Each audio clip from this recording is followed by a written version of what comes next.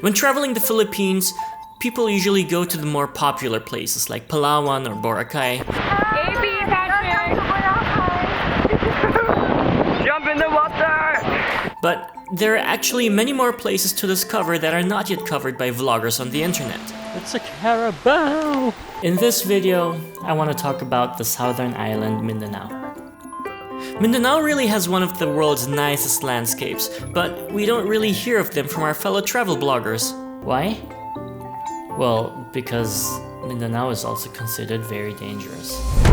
The Foreign Travel Advice of the Philippines states, "The Foreign and Commonwealth Office advise against all travel to Western and Central Mindanao and the Sulu Archipelago because of terrorist activity and clashes between the military and insurgent groups."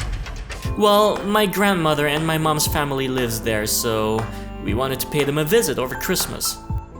But no worries, this is northern Mindanao. We started our trip in Tangub City. To get there, you can fly into Osamis from Manila and drive an hour to Tangub. It is home to the most amazing Christmas Carol festival in the whole Philippines. Locals and a few foreigners come here to visit the plaza, which is full of giant Christmas Carol exhibitions made from recycled material.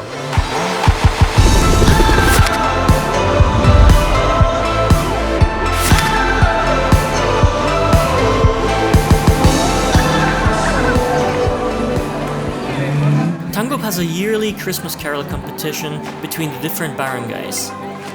And barangay means province districts or something like that. To build the most elaborate and creative Christmas carols. They sometimes just spend the whole year working on them. On Christmas Day and New Year's Eve, they usually have a huge fireworks to celebrate the festive events, and hundreds of people from local neighboring villages come to visit Tangub City.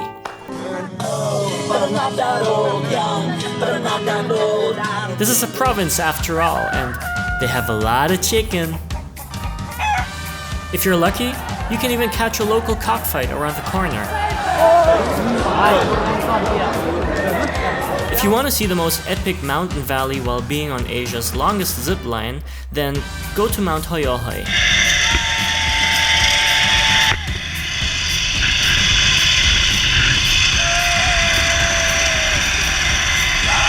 You go and you go and you go and you go for around 1.5 kilometers.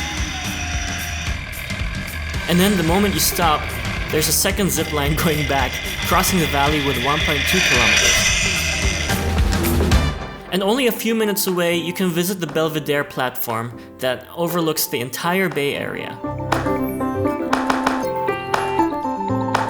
Only 3.5 hours north from Tangub, you can visit the Kock Beach Resort. They have an infinity pool, a very beautiful white sand beach, waterfall pool, a wonderful restaurant, and some nice cottages to stay overnight. I had a great time here with my family. Pretend that airplanes in the night sky are like shooting stars. I could really use a wish right now, wish right now, wish right now. Fate is something I'm not accustomed to. Trusting other people, something I don't really love to do. I've never been a fan. From Tangub, we continued our journey to Illigan City by driving to the port of Osamis and taking the barge. We passed by the most awesome Tinago Falls, which literally translates to Hidden Falls. You'll have to descend some 500 steps first before the giant and very beautiful and majestic falls reveals itself. The entrance fee is only 10 pesos per person, and because it rained so much the day before, the falls was spread out to several tiny falls all around the area. The locals also built some small round huts to provide shade and offer some raft services so you can go nearer to the waterfalls. Just 15 minutes away from Tinago Falls is the Mimbalut Falls. It is also a very beautiful waterfalls that is more reachable and not as majestic as the Tinago Falls, know what I mean?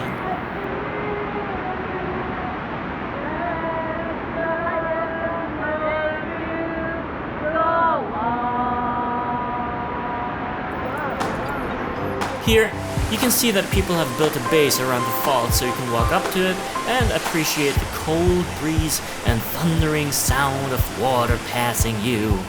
Along the way, you can get local fruits from the street. A huge marang, for example, costs only 30 pesos, which is around 50 cents. So this fruit is called marang. It looks like this. And you take out one seed, and you eat it. The inside looks like this. It's like a bean. And then seed looks like this. That's it. And another 15 minutes away, you can find the Cristina Falls. It powers a huge hydroelectric plant and provides for 70% of whole Mindanao's electricity. Because of the just massive amount of water, it is considered as the strongest waterfalls in the Philippines. Our journey the next day continued driving up to Balingoan to take a ferry going to Camiguin. So if you ever decide to come here to the north of Mindanao, these are some awesome places and waterfalls you can visit along the way.